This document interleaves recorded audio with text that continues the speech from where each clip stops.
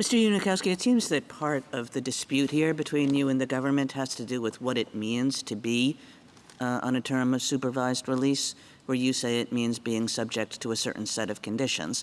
And the government says, well, it means that, but it also means something else. It means that you're being supervised, that you're being monitored in some way, which does not happen when the person has absconded. So what do you think of that the idea of supervised release contemplates a level of supervision above and beyond the particular conditions of the term?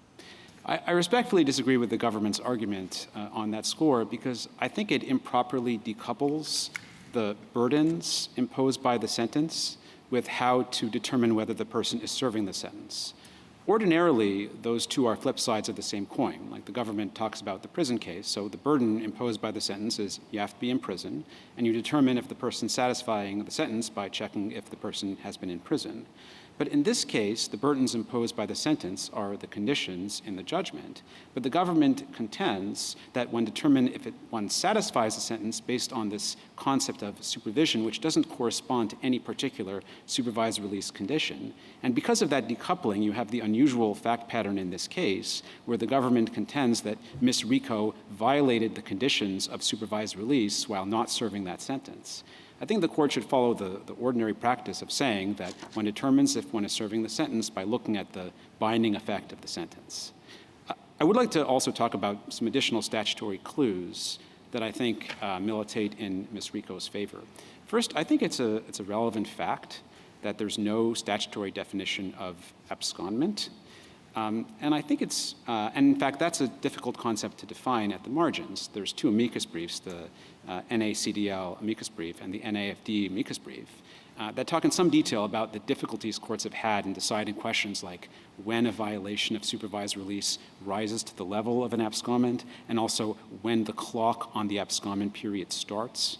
And it does seem unlikely from our perspective that Congress would have intended the very basic question of when a supervised release term ends to be governed by this nebulous and non-statutory abscondment standard, with judges essentially figuring out the answer to these questions on the fly without any statutory anchor. It just seems more likely from our perspective that Congress intended the regime to operate this way.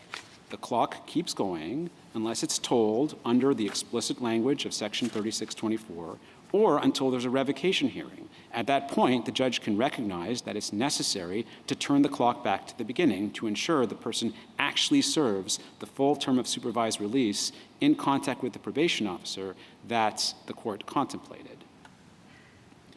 I'd like to say a few words about history as well. I think the historical evidence is quite strongly in our favor. The government makes the point that there is a strong historical tradition that when someone escapes from prison, that stops the clock on their sentence, and then the clock resumes when they are returned to prison. I think that makes sense. 20 years in prison, you have to actually be 20 years physically in prison. But I think that the historical evidence really runs the other way in terms of fugitive tolling. The federal parole statute was first enacted in 1910, and then parole was abolished prospectively in 1984. And neither we nor the government can come up with any cases ever in which the government's fugitive tolling rule was applied. In the manner the government proposes today, in which the conditions of supervised release, of parole extended after the scheduled expiration of the term.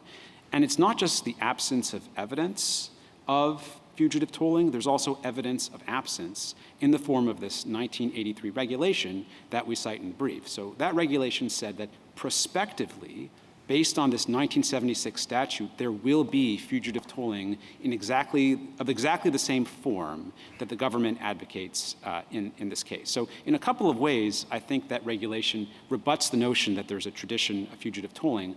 One, it's premised on this 1976 statute, not this longstanding common law tradition.